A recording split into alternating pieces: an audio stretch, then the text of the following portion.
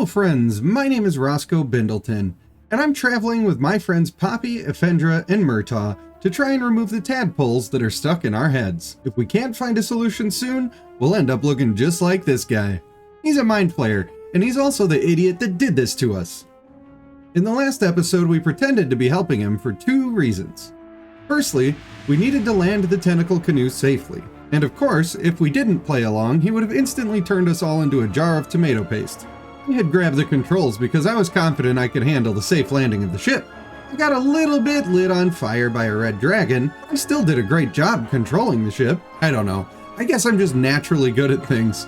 So anyway, in a somewhat related immediate aftermath of my actions, we're all unconscious and plummeting at terminal velocity directly to the surface of a place we wouldn't recognize even if our brains were taking in information right now. Luckily, a random burst of magic stopped us from falling just before we hit the ground. And if we had hit the ground, it would have been curtains for us. Lacy, gently wafting curtains.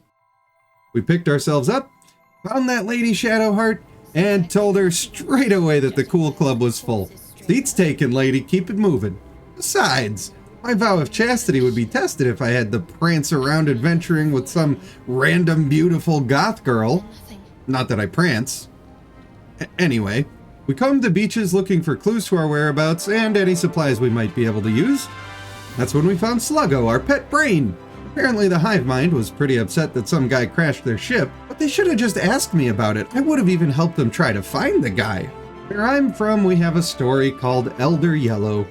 It's a sad story about a dog murder, but I couldn't help remember that story as I dipped my crossbow into fire and shot my old friend. Murtaugh knew this should be as quick and painless of a death as we could give Sluggo, so he picked him up in an effort to unceremoniously chuck him into a pit of fire. In his emotional state, he'd forgotten how slippery these brain puppies can be, so that didn't work out. But a stab and a flourish put an end to the first beast. Was I already thinking of Sluggo as a beast? A necrotic beam of power finished the battle, and I felt a surge of growth in my veins. Blasted him. That's a level up. I also felt a surge of concern, having just seen Effendra use a necromancy spell. When did she start practicing such dark magic? We met a stranger on the beach, and he didn't exactly look like a nice guy.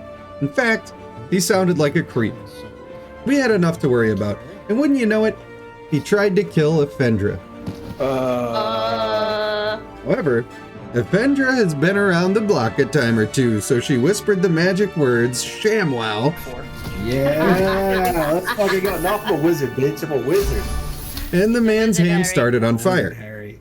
We were going to extort him for some gold, but he surprised us. I'm out of wine and flowers, so I hope an introduction will suffice. And he made us laugh, so we let him live, but we told him not to live around us. He doesn't get to try to kill one of us and then come hang out.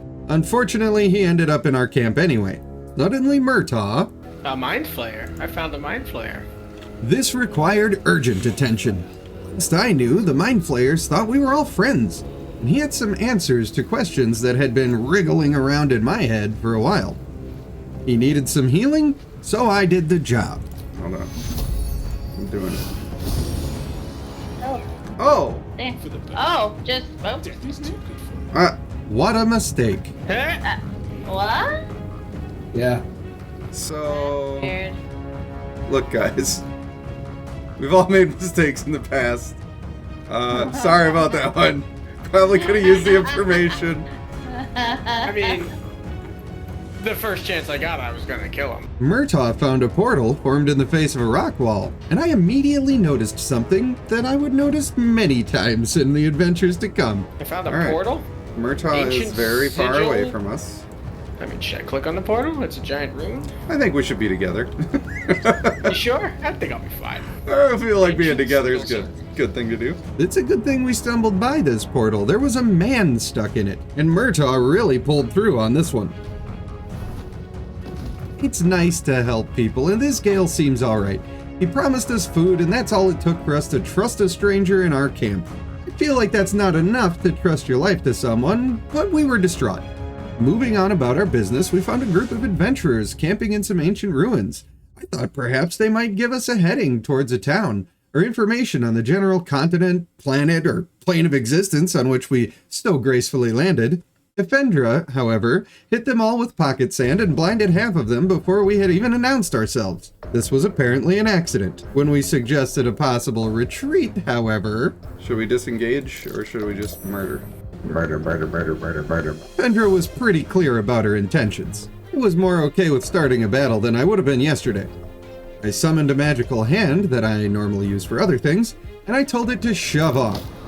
Get fucked, bitch! Oh, that was fun. Now we're having fun. I wish I would have thought it. Both sides exchanged blows back and forth, and I found myself in the thick of the action. However, this wasn't a boar or a monstrous brain. This was a regular guy, and we'd attacked them first. I had no choice, or at least I tell myself that still. When he died, I felt more victorious than sad. It's a rough life, and we're all just doing what we can to survive. What if I just do a murder? I was feeling quite strong after that murder, and I pushed the next foe onto the ground to assert my dominance, as you do, which is when an exploding poisonous arrow hit me in the side of the face. What did I do to deserve that?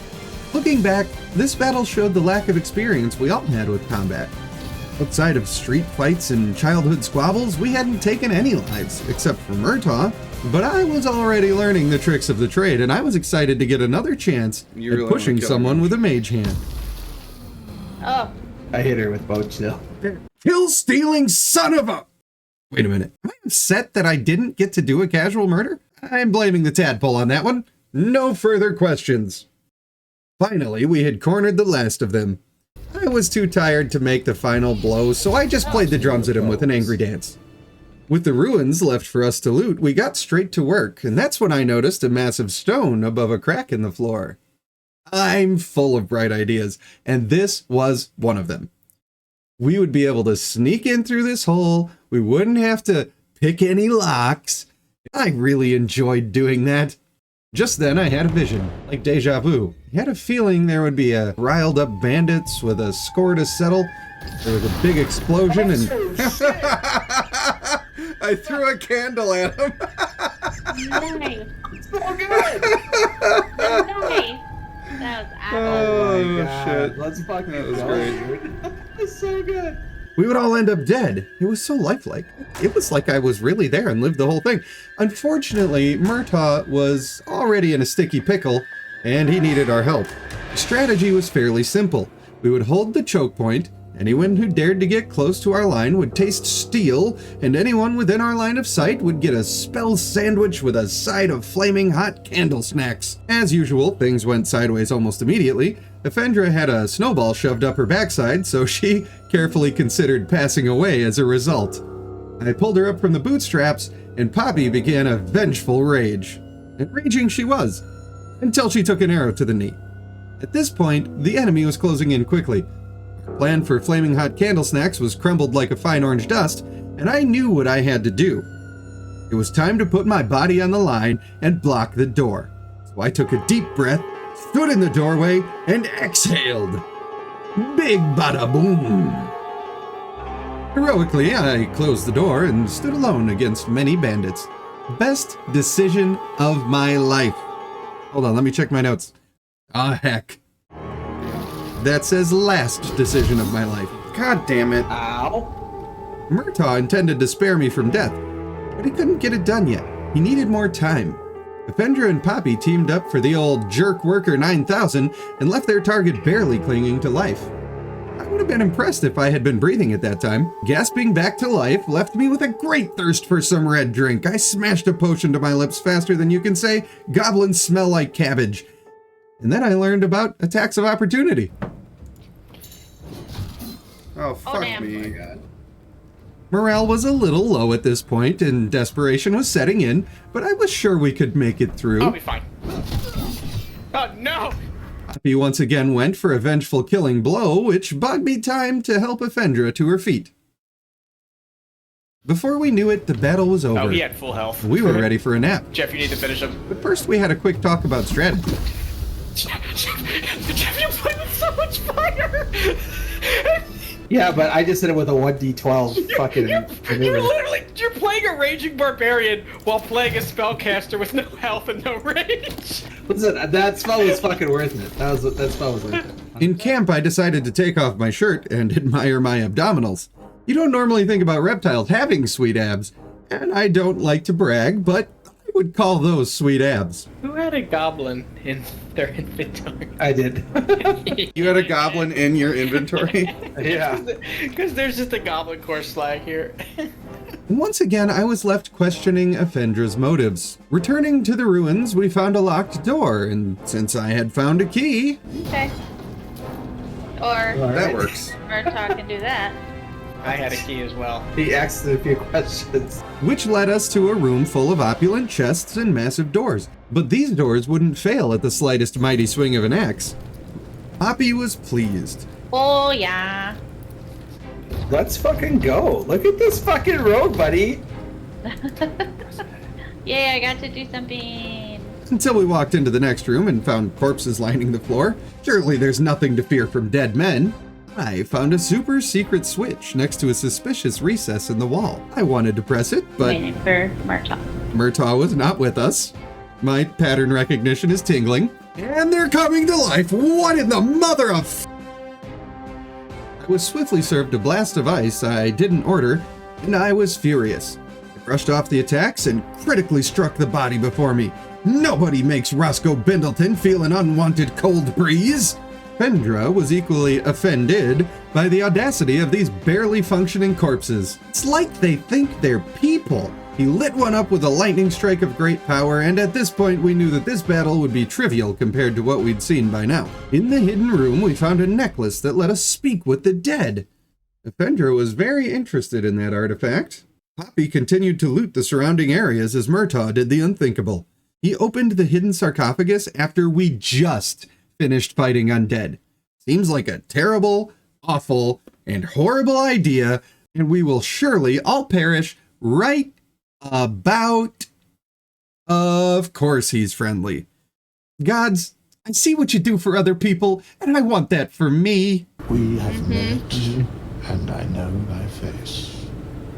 We will see each other again at the proper time and place. Well, that was an ominous way to end a conversation with a wrinkled old sack of bones. Retracing our steps, we came back to the room with enormous doors and opened the other set. This was a mistake. Another sarcophagus. Jeff talked to him. Perception failed. Perception That's not failed. Perception failed. It looks like it's just grease on the ground there. Yeah. We can just exit turn-based mode. Yeah. We're good. Oh, come on. Oh, holy shit! What the fuck? So I feel like exiting turn-based mode. I learned my lesson. I learned a valuable lesson. It was not just grease on the ground. Once again, we needed a plan, and this time, we weren't even in battle. We decided to very precisely time the retrieval of Effendra's corpse, and she was dead. She wasn't just knocking on death's door, she had moved in and set up shop. Success! Effendra lives! Never mind. She dead. We left most of the treasure in that room, not willing to risk another death. However, we very soon found ourselves outside of another door at the base of the ruins we had been exploring. Well, fudge. This was the same fun-filled room of death we had just escaped. But I saw a button that might let us get the treasure and save Poppy, who's currently burning into a pile of ash. Murtaugh had also fallen to his knees from the smoke and fire. Poppy was barely recognizable, but with the powers of magic and really cool songs, I brought them both back to the realm of the living. Hurrying back to camp, we found that Withers, our shriveled raisin of a friend, had found his way to our camp. Gross. And that night, we caught Asterion sneaking around our camp. You'll remember him as the lily-livered rapscallion that tried to murder Effendra on the beach. Don't like that. However, I was certain we could handle him if we had to. We were really growing into a group of adventurers by now. We were all pretty handy with a steel, if you know what I mean. We earn our keep. Except for Effendra, of course. But she's handy with spells and murder and talking to dead people. Although, that makes me wonder if I should have seen it coming back then. The following day, we started searching again for a village. A safe place to relax and gather our thoughts. Or maybe some information to help us out on our quest. Instead, we found an old friend that we remembered very well. Thought we should hide, maybe? Oh, it's what's her butt? She started using her worm to try to speak to Murtaugh, and we did not approve of this at all. So we told the tieflings we were shooting her trap down and getting ready for a fight. The tieflings agreed that we must kill this foul beast, although at this point we weren't sure exactly which devils we were going to strike down. However, when Lysel threatened to kill us, our opinions were swayed. Join me or die? Still, we knew she was like us, and that made us consider our options carefully. These tieflings haven't done anything to us. I was just gonna say, you guys see my two choices here. What are we doing? Oh, We know she's corrupted with the taint sauce. Angie, I have to agree with them. You have to be really persuasive for me to do any attack the tieflings. I know. It's fine. I'm about to fucking zap this bitch with You some can shit. knock out enemies instead of killing. Go to passive tab in your hotbar.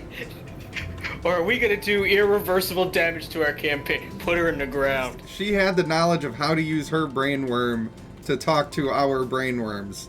She is too far along.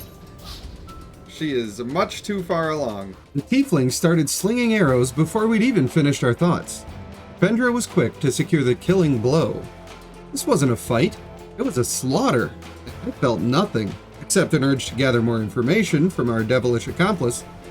Nymessa warned me about an impending goblin spit roasting. I told her not to threaten me with a good time, and went back to the party. Lysel had been picked clean of loot, and the remorse had started to set in.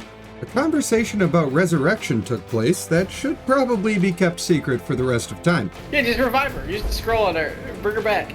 I don't know if you can. I think those scrolls are pretty valuable. Yeah, let's not do that. I say let that bitch rot. You think she's gonna be real happy to see us? Yeah, whatever. We'll kill her again. I then. mean, that's her problem. She doesn't have any weapons anymore. I mean, Poppy and I were convinced that it was a waste of time and resources to resurrect Lysel. Murtaugh and Effendra wanted her back. We were clearly at an impasse. Well, who got the scroll? I do. I'm not using it on her. I mean, If you want to use one, use your own. I don't have one. Well, there you go. At this point, a decision was made. Can you pick her up, Lizzie? Jesus Christ. Why do you want to keep her? Yeah, alright, I got her. She's in my pocket. Yeah, just Oh my god, you guys are gross. Murtaugh could carry Lysel's corpse in his pocket until such a time that he might be able to get her breathing again. I am not proud of my party. You guys suck. He's back to sit to a corner. Sometimes compromise is necessary, so we started moving again, and we came upon a settlement. But that's a story for the next episode. If you'd like to find out what happens to the Pocket Lady, use your action to subscribe and pop that bonus action on the like button. For now, I want to thank you for watching. I have been Rage Panda 1, and I'll see you in the next one.